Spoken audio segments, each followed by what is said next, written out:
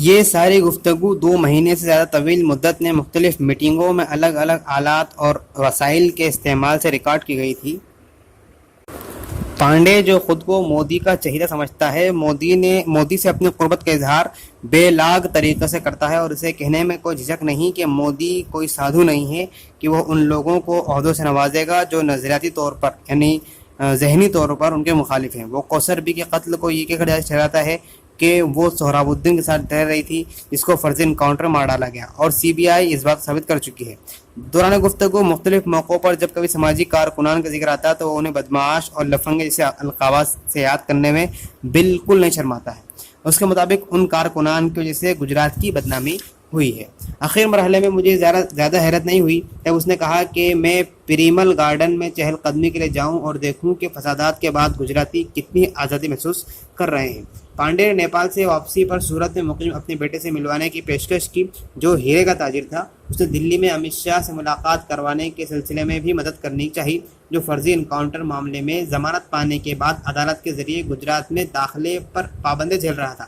اس نے تھرو سے بھی بات کی اور اسے کہا کہ گجرات کی تمام ترقیاتی کہانیوں اور وزیر اعلیٰ کے ذریعے ریاست میں سرمایہ کاری کے حصول کی خاطر کی گئی کوششوں کو سمجھنے کے سلسلے میں میری مدد کریں۔ پردیش میں انویسٹمنٹ کے لیے کیا کیا مکھیہ منتری کی طرف سے سویدھائیں دی گئی ہیں اور کیا کیا اس کی اسکیمیں بنائی گئی ہیں، سب پر میری مدد کریں۔ مختلف کمیشنوں کے ذریعے پانڈے کی تحقیقات کی جا رہی تھی۔ سی بی آئی نے اس پر فرضی انکاؤنٹر میں ملوث ہونے کا الزام لگایا تھا۔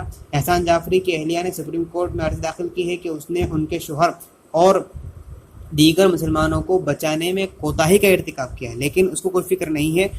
اس نے بڑے لاؤبالی پن سے مجھے کہا تھا کہ اس کو کوئی ہاتھ بھی نہیں لگائے گا۔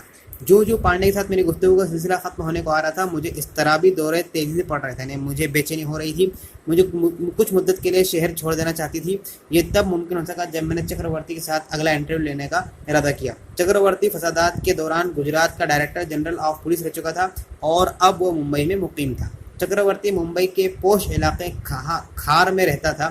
پانی میرے ساتھ ممبئی کا سفر کرنا چاہتی تھی۔ پانی وہ ایک لڑکی جو ودیش کی تھی، اور چونکہ مائک کو دوبارہ دہلی کے سفر پر روانہ ہونا تھا اور مجھے ایک معاون یعنی ہیلپر کی ضرورت تھی، لہذا میں اور پانی اگلی پرواز یعنی اگلی فلائٹ سے ممبئی کے لیے روانہ ہو گئے۔ وہ اپنے ساتھ ایک ساڑی لے آئی جو اسے آفس کے کسی رفیق کار نے یعنی کسی دوست نے تحفتاً پیش کی تھی، یعنی گفٹ پیش کر دیا تھا۔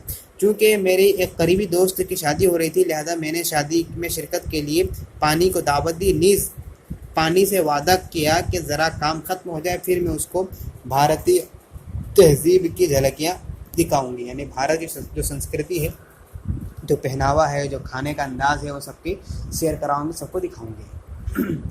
یہ 8واں باب پورا ہو چکا ہے، انشاءاللہ اب آئندہ 9واں باب شروع کیا